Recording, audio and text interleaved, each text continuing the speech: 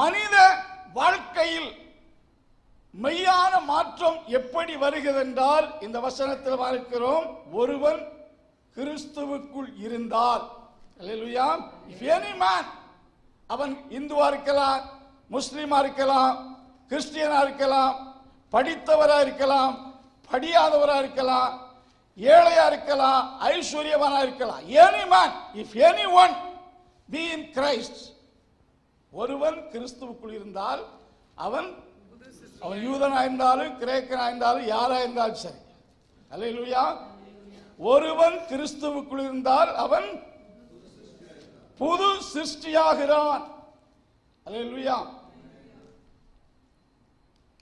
கிறிஸ்துவுக்குள் இருந்தால் புது சிருஷ்டியா இருக்கிறான், பழையவைகள் எல்லாம் ஒளிந்து போயின, எல்லாம் அடுத்த இவை எல்லாம் தேவனால் உண்டாயிருக்கிறது. இது தேவனுடைய செயல். மனித வாழ்க்கையில் மெய்யான மாற்றம், yet real transformation in the human life is the act of God. அது அவனால் உண்டாவதில்லை, அது தேவனால் உண்டாகிறது. அல்லேலூயா, அல்லேலூயா. Outward inward change take place in a man who join with Christ, be in Christ. கிறிஸ்துவில் இருக்கக்கூடிய மனிதனுடைய உள்ளான வாழ்க்கை மாறுகிறது. வெளிப்படையான உள்ளான வாழ்க்கையின் மாற்றம் முதல், இரண்டாவது புறம்பான வாழ்க்கையும் என்ன செய்து சொல்லுங்க, மாறுகிறது. வசனம் சொல்லுகிறது, பழையவைகள் எல்லாம், all old things are passed away from the man. A new life is born within the man who be in Christ. கிறிஸ்துவில் இருக்கிறவனுக்கு பழையவெல்லாம் ஓடி போகும். பழையவை துரத்த வேண்டிய அவசியம் இல்லை. கிறிஸ்துவுக்குள் வந்து விட்டால், கிறிஸ்துவுக்குள் ஜாயின் பண்ணி விட்டால், அது அவனை விட்டு என்ன செய்யுமா, ஓடி போகும். அல்லேலூயா, அல்லேலூயா. எல்லாம் புதிதாயின என்று சொல்லப்பட்டு இந்த வசனத்திலே இந்த மாற்றத்தை ஆங்கிலத்தில் வாசி, behold என்று சொல், இதோ என்ற ஒரு வார்த்தை சொல்ல, இந்த மாற்றம் என்பது ஆச்சரியமான மாற்றம். behold, ஸ்தோத்திரம் என்று சொல், this is a remarkable change in the man. அல்லேலூயா. பழைய திங்ஸ் என்று சொல்லும்போது, பழையவைகள் என்பது ஸ்தோத்திரம், ஆர்டினரி மனிதனுடைய பழையது என்று சொல்லும்போது, ஆதாமுடைய மனிதன், ஆதாமின் சந்ததியில் சேர்ந்தவனுடைய அந்த பழைய சுவாபங்கள், பழைய மனிதன் என்பது old man refer the Adam. இந்த உலகத்தில் பிறந்த எல்லா மனிதர்களும் ஆதாமின் வம்சத்தை சேர்ந்தவர்கள். Adam is the head of the old creation, Christ is the head of the new creation. விசேஷமாக ஒருவன் கிறிஸ்துவுக்குள் வரும்போது அவனுடைய பழைய சுவாபங்கள், பழைய குணங்கள் மாறுகிறது. ஸ்தோத்திரமுடைய லீனேஜ்ஷிப், அதாவது அந்த வம்ச வரலாறே மாற்றி எழுதப்படுகிறது. அல்லேலூயா, அல்லேலூயா. நாம் கொலோசையர் 1ஆம் அதிகாரம் 13ஆம் வசனம் இவ்விதமாய் சொல்லுகிறது, வாசிங்க. இருளின் அதிகாரத்தினின்று நம்மை விடுதலையாக்கி, இருளின் அதிகாரத்தினின்று நம்மை விடுதலையாக்கி, தமது அன்பின் குமாரனுடைய ராஜ்யத்திற்கு உட்படுத்தினவருமாயிருக்கிற, தம்முடைய அன்பின் குமாரனுடைய ராஜ்யத்துக்கு உட்படுத்தினவருமாய் இருக்கிற பிதாவை ஸ்தோத்தரிக்கிறோம், தேவனை ஸ்தோத்தரிக்கிறேன். அல்லேலூயா. ஆதாமின் சந்ததி, Adam lineage is in fallen stage. ஆதாமின் சந்ததி ஒரு வீழ்ச்சி அடைந்த ஃபாலன் lineage. குறிப்பாக விழுந்து போன ஒரு தன்மை சாத்தானின் ஆதிக்கத்துக்குள் இருக்கிறது.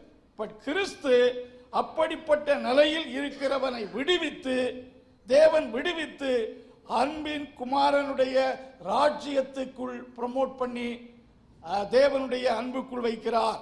அல்லேலூயா, அல்லேலூயா. இயேசு கிறிஸ்துவின் இரத்தத்தினால் உண்டாகிற மீட்பினாலே ஆண்டவர் நம்மை மாற்றி இருக்கிறார். இன்றைக்கு நாம புதிய சிருஷ்டி. அல்லேலூயா, அல்லேலூயா. நாம் கிறிஸ்துவுக்குள் மறுபடியும் பிறந்தவர்கள் என்ற வசனத்தை வாசிக்கிறோம். இது ஆண்டவருடைய செயல். இது நம்மை நாமே மாற்றிக்கொண்ட அனுபவம் அல்ல. நாம் அதை வேதத்தில் வாசிக்கும் போது பாவியாய் ஒரு மனிதனை நீதிமானாக மாற்றுகிறது யாரு?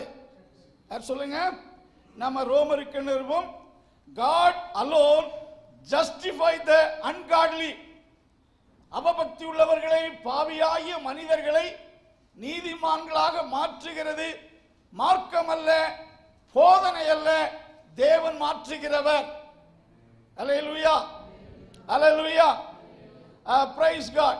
A sinner cannot make him a righteous by any way. பாவியாய் ஒரு மனிதன் தன்னைத்தானே தன் கிரியையினால தன்னைத்தானே என்ன செய்ய முடியாது. அப்படி என்றால் எல்லாருமே மாற்றலாம், மாற்ற முடியாது. பாவியாகிய மனிதன் தன்னை நீதிமானாக்க முடியாது. நீதிமானாக நடிக்கலாம், நீதிமானாக காண்பிக்க முயற்சிக்கலாம். ஆனா மனிதன் தன்னைத்தான் என்ன செய்ய முடியாது, மாற்றிக்கொள்ள முடியாது. தேவன் ஒருவர்தான் பாவியாகிய ஒரு மனிதனை நீதிமானாக மாற்றுகிறவர். அதுக்கு 2 எக்ஸாம்பிளை சொல்லி அடுத்த கருத்துக்குள் வர விரும்புகிறேன்.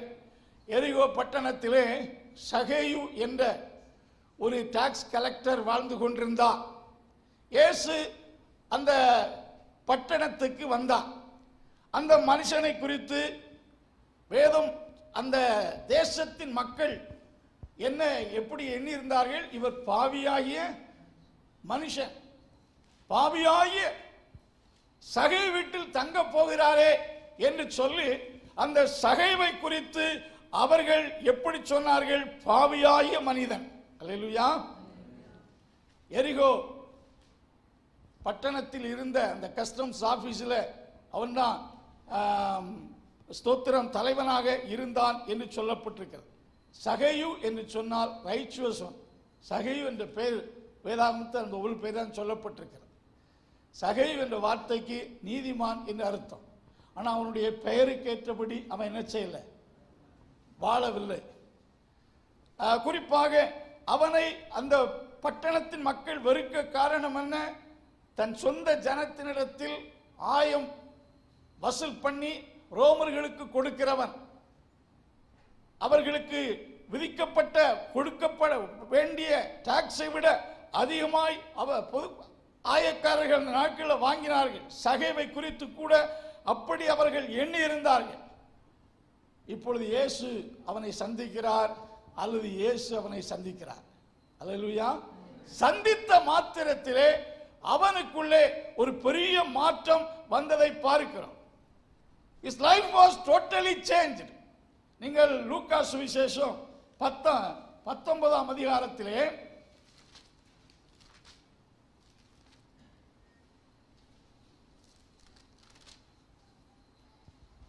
8வது வசனம் வாசிங்க. சகேயு நின்று கர்த்தரை நோக்கி, ஆண்டவரே, ஆண்டவரே, என் ஆஸ்திகளில் பாதியை ஏழைகளுக்கு கொடுக்கிறேன்.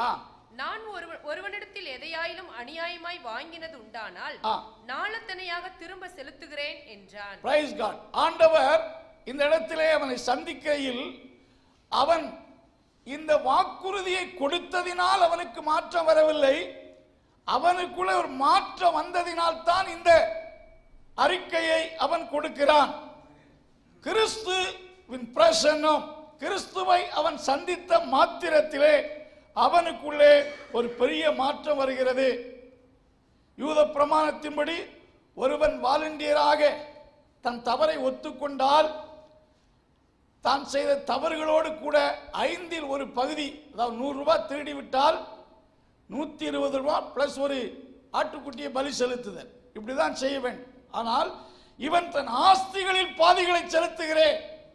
யாரிடத்திலும் நான் அநியாயமாய் வாங்கிறது உண்டானால் அதை நாளத்தனையாக என்ன செய்றேன், திரும்ப செலுத்துகிறேன். 100 ரூபாய் வாங்கினா 400 ரூபாய் சேர்த்து 500 ரூபாய் கொடுக்கிறேன். சோ இவனுக்குள்ளே இந்த மாற்றங்கள் இயேசு கிறிஸ்துவை சந்தித்த மாத்திரத்தில் அவனுக்கு அந்த மாற்றம் வந்தது. அல்லேலூயா. இயேசு ஒருவர்தான் ஒரு மனிதனுடைய வாழ்க்கை தரத்தை வாழ்க்கை ஸ்டைல் அல்ல, கிறிஸ்து ஒரு மனிதனை வாழ்க்கையை மாற்றுகிறார். அன்பின் கர்த்தாவே, இந்த நாளுக்காக துதிக்கிறோம். இந்த கொடுக்கப்பட்ட இந்த வார்த்தைகள் நம்முடைய பிள்ளைகளுக்கு ஆசீர்வாதமாக இருப்பதாக, இந்த வாரத்தின் நாட்கள் ஆசீர்வாதமாக இருப்பதாக, ஆண்டவருடைய கிருபை யாவரோடு இருப்பதாக. இயேசுவின் நாமத்தில் ஜெபங்கள் நல்ல பிதாவே.